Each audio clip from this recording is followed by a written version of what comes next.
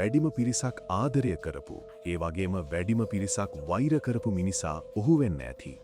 Michael Jackson කියන්නේ හුදෙක් ගායකයෙක් නෙමෙයි. ඔහු ලෝක බලවතුන්ව පවා බියගන්වපු සංකේතයක්. ඔහු Tamanගේ මරණය ගැන වසර ගණනාවකට කලින් දැනගෙන හිටියා කිව්වොත් ඔබ විශ්වාස කරනවද? අද අපි හාරා අවුස්සන්න යන්නේ මයිකල් ජැක්සන්ගේ ජීවිතය සහ මරණය වටා තවමත් නොවිසඳුණු අතිශය රහසිගත කරුණු කීපයක් ගැනයි.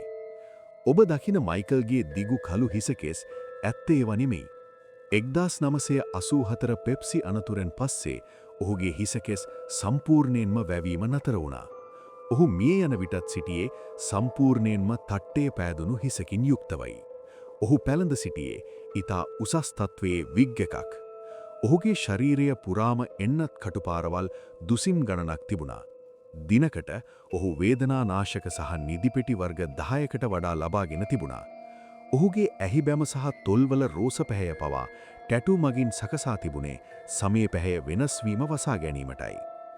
මයිකල්ගේ මරණය පිටුපස විශාල ව්‍යාපාරික කුමන්ත්‍රණයක් තිබෙන බවට ඔහුගේ සහෝදරිය ලැටෝයා ජැක්සන් චෝදනා කළා. මයිකල් සතුව සෝනි ATV මියුසික් පබ්ලිෂිං සමාගමේ අයිතියෙන් 50%ක් තිබුණා. මේට බීටල්ස් කණ්ඩායමේ ගීතවල අයිතියත් ඇතුළත්. මේකේ වටිනාකම ඩොලර් බිලියන ගණනක්. මයිකල් මිය යාමට පෙර සෝනි සමාගමට විවෘතව අභියෝග කළා. මම දන්නවා ඔවුන් මාව මරා දමන්න හදනවා කියලා ඔහු සිය දිනපොතේ ලියා තිබුණා. ඔහු ප්‍රසිද්ධියේ මාස්ක් එකක් පැළඳගෙන සිටියේ කොරෝනා කාලෙටත් ගොඩක් කලින්. මයිකල්ට දරුණු ජර්මෆෝබියා තත්ත්වයක් තිබුණා. ඔහු Tamanගේ කාමරයට කිසිම කෙනෙක් එනවාට කැමති වුණේ නැහැ. සමහර වාර්තා කියනවා ඔහු අවුරුදු 150ක් ජීවත් වෙන්න බලාපොරොත්තුවෙන් ඔක්සිජන් චේම්බර් එකක නිදාගත් බව.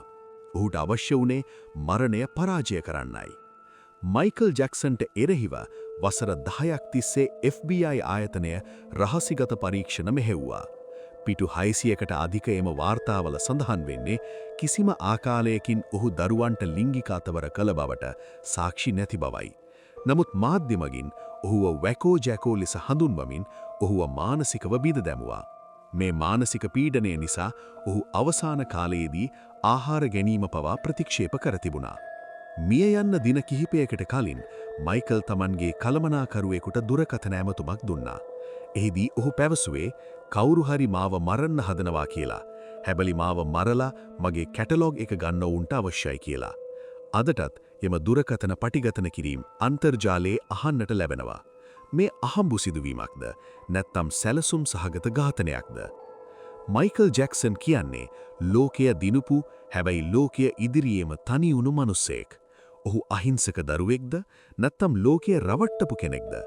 ඒ තීරණය ඔබ බාරයි.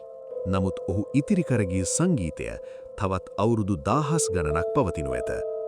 මයිකල් ගැන ඔබ නොදන්න තවත් දේවල් තියෙනවා නම් පහලින් කමෙන්ට් කරන්න. මේ වීඩියෝ එක ෂෙයා කරන්න. මෙවැනි තවත් වීඩියෝ බලන්න අපිව සබ්ස්ක්‍රයිබ් කරන්න. ඔබ සියලු දෙනාට සුබ දවසක්.